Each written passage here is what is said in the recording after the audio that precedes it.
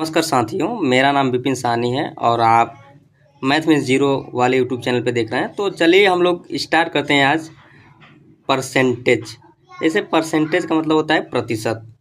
तो प्रतिशत पढ़ना हम लोग को इसलिए ज़रूरी है क्योंकि एक आप किसी भी एग्ज़ाम को दे लीजिए, चाहे एसएससी रेलवे, चाहे एनटीपीसी, चाहे यूपीपी, चाहे एसएससी मतलब एसएससी जीडी, चाहे किसी भी मतलब गवर्नमेंट के ऑल एग्जामिनेशन के लिए ये परफेक्ट है। मतलब सभी एग्ज़ामों में इससे क्वेश्चन आना ही आना है।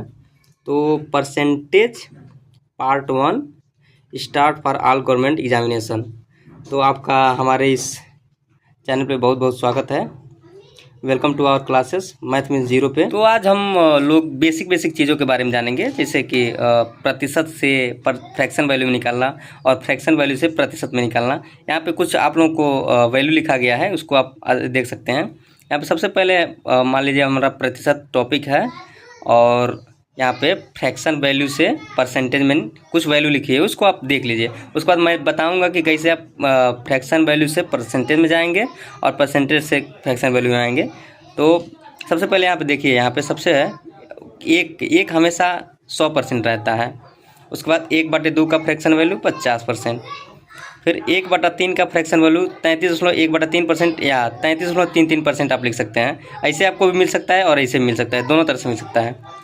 1/4 का आप जानते ही हैं 25%, 1/5 का आप देख लीजिए 20%, ऐसे ही 1/6 का 16 सही 2/3% या 16.66% लिख सकते हैं।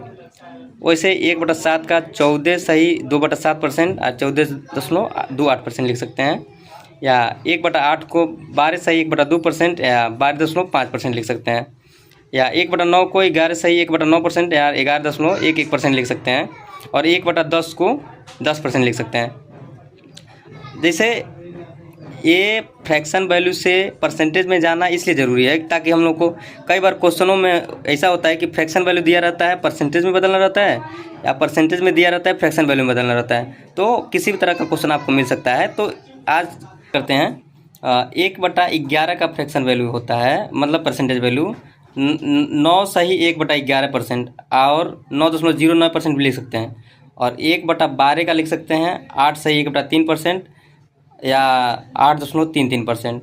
और 1/13 का लिख सकते हैं, यहाँ पे देखिए 7 सही 9/13% या 7.69%। और 1/14 का लिख सकते हैं 7 सही 1/7% या 7.14%। और 1/15 का लिख सकते हैं 6 सही 2/3% या 6.66%।